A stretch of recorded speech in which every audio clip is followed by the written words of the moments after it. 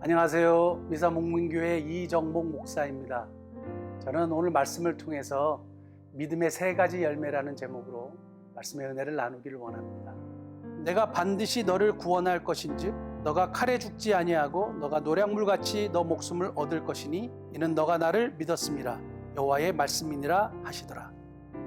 오늘 예루살렘이 바벨론에게 철저하게 멸망당하기 전에 하나님이 한 사람만큼은 꼭 구원해 주시겠다고 말씀하고 있습니다.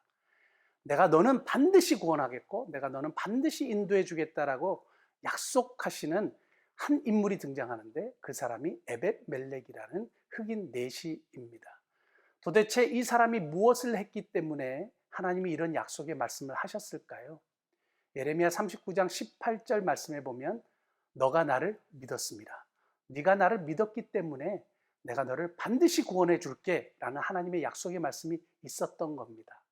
그런데 성경을 아무리 살펴봐도 믿음의 내용은 없지만 그가 하나님을 믿었기 때문에 그가 그 믿음을 통해서 표현한 행동의 모습이 있었다는 겁니다. 그래서 그것을 믿음의 열매라고 제가 표현을 했는데요. 에벳멜렉에게 나타났던 믿음의 열매 세 가지 함께 나누기를 원합니다. 첫 번째는 불의를 기뻐하지 아니함입니다. 늘 보면 주류는 강하고 힘이 많고 또 파워도 있고 그래서 그들을 거스리고 그들에게 바른 말을 하는 것은 쉽지 않습니다. 먹고 살기 위해서는 아부하고 그들하고 타협을 해야 되는데요. 혼자요, 그리고 소수요, 그리고 환관이요, 그리고 에디오피아 사람이기 때문에 흑인이요, 내세울 곳이 없는 이 에벳멜렉이라는 사람이 왕 앞에 가서 38장 9절에 이렇게 얘기합니다. 내주 왕이여, 저 사람들이 선지자 예레미야에게 행한 모든 일은 악한 일이다 라고 강력하게 이야기하고 있습니다. 불의를 보니까 그것이 옳지 않다는 것을 발견하게 되고 하나님을 믿는 사람이기 때문에 불의를 기뻐하지 않는 것이죠. 둘째는 진실을 말함입니다. 하나님은 에벳멜렉의 말을 굉장히 영향력 있게 하셨습니다. 38장 4절 5절에 보면 이미 왕이 방백들과 실세들에게 사형권을 주었고 예레미야를 죽이도록 이미 약속을 했습니다. 그런데 내시의 말을 듣고 그 말을 번복하고 명령을 철회하는 것은 있을 수 없는 일인데 하나님은 진실하게 말하는 사람의 말을 힘있게 하시기 때문에 그렇습니다. 성경을 보면 에벳멜렉이 어마어마한 이야기를 한 것이 아니고요. 그냥 있는 그대로 진실을 말했을 뿐인데 왕이 그 말을 듣고 감동을 받았는지 명령을 번복합니다. 당장 가서 예레미야를 구해주라고 이야기하는 겁니다. 정말 놀라운 일인데요. 성경에 보니까 하나님은 진실하게 말하는 자를 가까이 하신다 그랬습니다.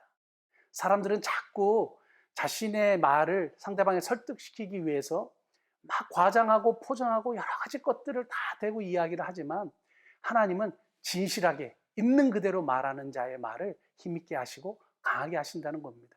세 번째는 배려함입니다. 저는 오늘 성경을 보다가 깜짝 놀란 것이 있습니다. 왜냐하면 왕이 예레미야를 구해주라고 했을 때 당장 예레미야에게 달려가지 아니하고 골방으로 가가지고 헝겊과 낡은 옷을 막 가지고 왔다는 겁니다. 왜냐하면 예레미야가 우물 감옥 속에 오래 있었기 때문에 아마 몸이 퉁퉁 불었을 겁니다. 그냥 너무 기쁜 나머지 밧줄을 내렸으면 예레미야의 퉁퉁 부은 그 살갗이 밧줄 때문에 훌러덩 벗겨졌을지도 모릅니다. 그런데 그 헝겊과 낡은 옷을 겨드랑이에 받치고 올라오십시오. 이렇게 하는 것을 통해서 정말 하나님을 믿는 사람들에게 나타나는 것은 그 사람의 아픔과 그 사람의 고통과 그 사람의 입장에 대해서 이해하고 배려하는 것이구나. 그래서 우리가 하나님을 믿는 믿음을 가진 사람들에게 정말 나타나는 세 번째 모습은 이 배려함이구나.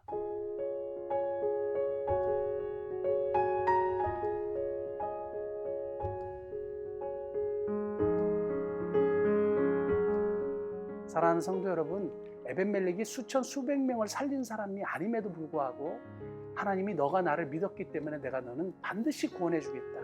그런데 이 에벳멜렉에 나타나는 그 믿음의 열매가 첫 번째는 불의를 기뻐하지 아니하는 거였고요. 두 번째는 진실을 말하는 거였고요. 세 번째는 배려함이었습니다. 저와 여러분들의 삶에 이런 믿음의 열매가 풍성하게 맺혀지는 복된 은혜가 있기를 예수님의 이름으로 축복합니다.